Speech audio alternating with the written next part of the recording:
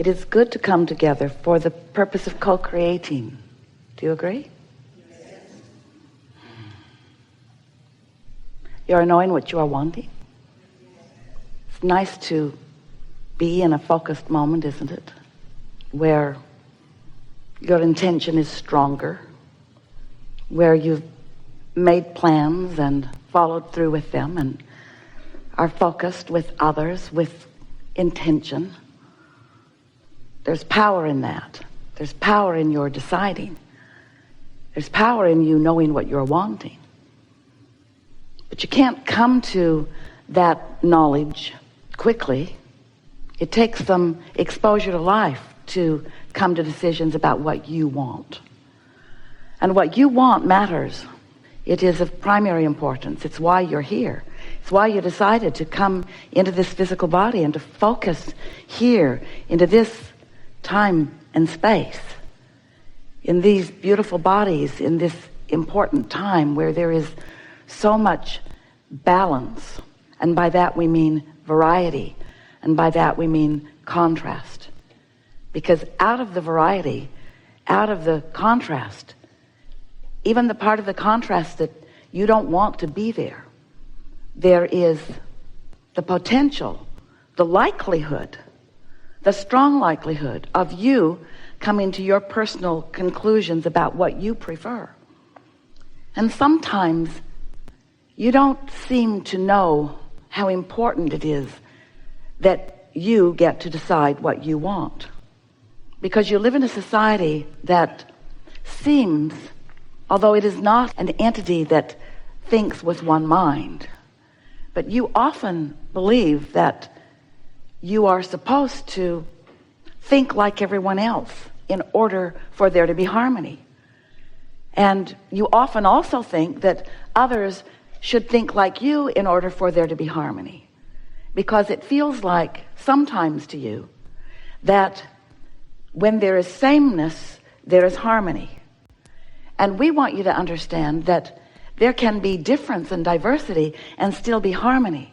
We want you to understand that the powerful law of attraction, the law that manages everything universally, the law that brings those vibrations that are same together. Law of attraction is providing the harmony, and the diversity provides the basis for it.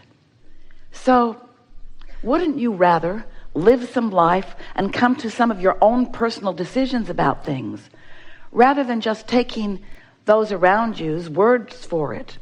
Didn't you find yourself early on knowing that you were misunderstood?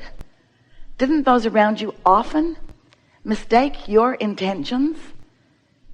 And so we want you to understand that while those around you, who are often those humans, dear hearts that they are often wanting you to agree with them, Jerry would say to Esther, and Esther would say, wait, I really want to know what you think. And Jerry would say, I don't really think you want to know what I think. I think you want me to think what you think. I think you want me to agree. And Esther would say, oh no, it's nothing like that. But she would enjoy a 3 or 4 hour conversation where he would finally come to agree with her. Oh, he wasn't patient for that. Nothing like that ever happened. Because he understood, and we want you to understand, the value of your perspective in comparison with the perspective of others. Your goal in life is not to conform. Your goal in life is to create.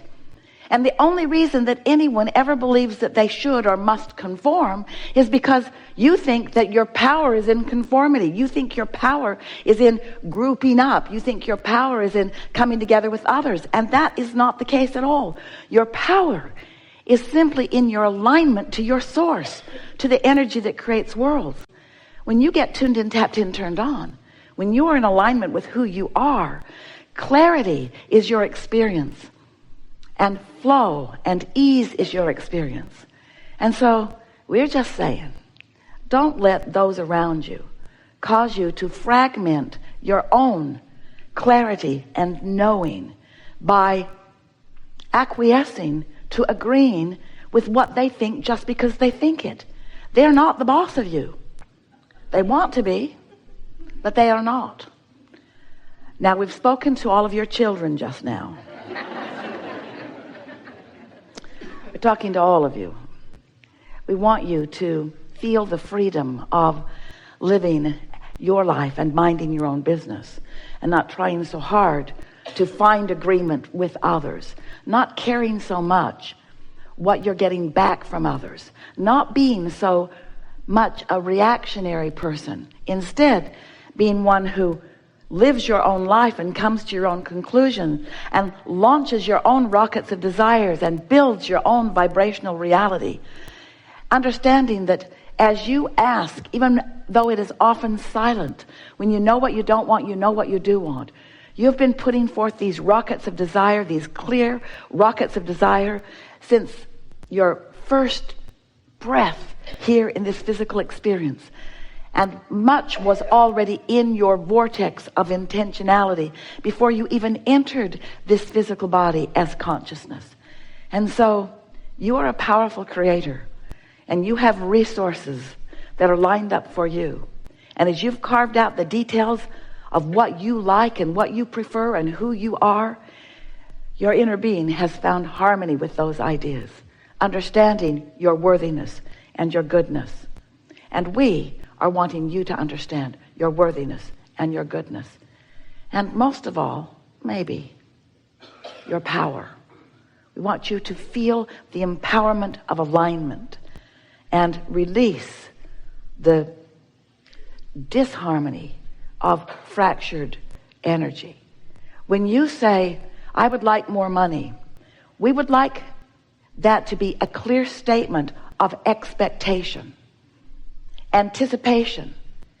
We think it would be so wonderful if you didn't water that down by saying, I want more money, but I don't have enough. That's a fractured statement. That's a fractured point of view. That's weakening your desire. Your desire was clear every time you launched the rocket. And Source heard you and believed you and agrees with you and is lining up circumstances and events to accommodate you. But when you notice what is and what isn't enough money, your attention to not enough money causes you to offer a vibration that contradicts the desire of wanting more money. And you can't have it both ways. You can't be offering a vibration of a desire for more money flowing to you at the same time that you're offering a statement that it isn't flowing. Because the universe is not responding to your words. The universe is responding to your vibration. And your vibration is understood by you by the way you feel. So if you feel downtrodden, if you feel disadvantaged, if you feel taken advantage of, if you feel not enoughness about something, then it doesn't matter how many words you offer or how many people you tell or how much you smile and hype your cause. The universe isn't responding to your words. The universe is responding to how you feel. So you've got to shift how you feel. If you don't have enough money, you've got to look for prosperity where it is in your experience. The prosperity of the sun coming up and the prosperity of the way you move freely in this nation. The prosperity of being so free that you can choose bondage. The prosperity of having that comfortable bed that you sleep in and that warm blanket that you pull up over you. You have to look for evidence of the prosperity that you wish to increase. You cannot look at the absence of something and increase what you want. Instead, you increase the absence of it. Doesn't that make perfect sense? The law of attraction is the law of inclusion. There's no exclusion in law of attraction. So when you look at something and you say, no, I do not want that, what you're actually saying to the universe vibrationally is, bring to me more of this that I do not want. So yes, yes, yes, yes, I want that. That's a really wonderful word. Yes, because yes is saying, come to me this thing I want. But when you say no, that's like saying, come to me this thing I don't want. So you want to begin to pay attention to what you're saying yes to and say it more often, and what you're saying no to and say it less often, because you get what you think about, whether you want it or not. So, as we began talking to you some years ago, we wanted you to understand how it works. And so we, for a while, called this body of work the science, because it's ever-changing and evolving, of deliberate, because focus is such a good thing. And that's the sweet spot of being here, to get to deliberately choose and decide. The science of deliberate creation. We thought it was the best title ever for what we are all about, which is thinking on purpose, feeling on purpose, attracting on purpose, creating on purpose. But you, dear hearts that you are, got all serious about it. And you said, oh, cancel. Try to suck those words back before the universe gets hold of them. And we noticed that you were too worried about what you were thinking.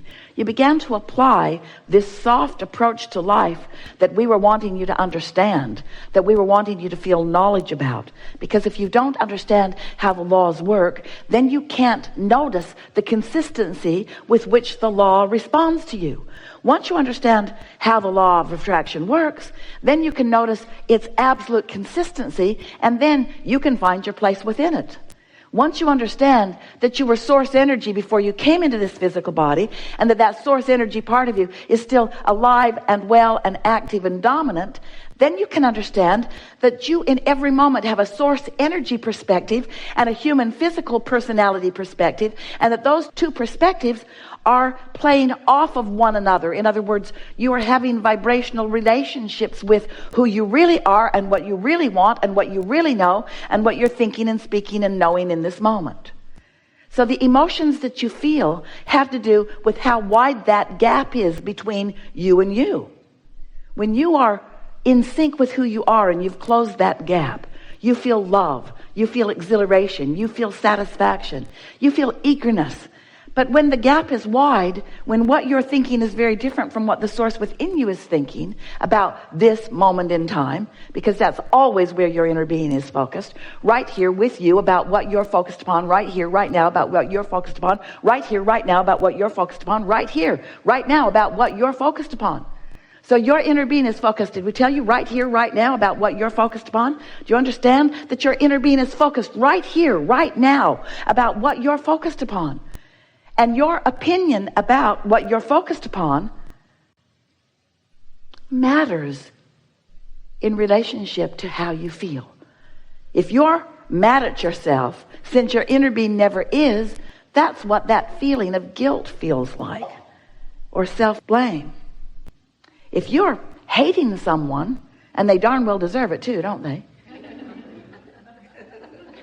That's what Esther says, Abraham, you just need more information. You need more information. If you're hating someone, that feeling of hate within you is the emotion that you feel when what you're thinking about right here, right now, and how your inner being is viewing it right here, right now, are vibrationally different. So once you realize how long you have lived, how many lives you have lived, how much you've come to, how expanded and evolved you are, and how important this life has been in adding to who your inner being is, the total expansion of who you are, then you come to understand quite easily with a little bit of practice that caring about how you feel means caring about this gap, caring about how you feel and doing something about it gradually. You can't do it all at once any more than you could just jump over a house. You have to gradually move it. A few years ago, Esther and her wonderful team and many of you went on a cruise to the Panama Canal. And it was so interesting because the water level as they approached the canal was 84 feet difference from the body of water that they were going to be in on the other side of it. 84 feet. Now that ship is not just going to jump 84 feet. It would be hard on the ship and everybody in it. So instead, it just moved into a channel, and then the water gradually rose. And when the water was level with the next lock, they opened the gates.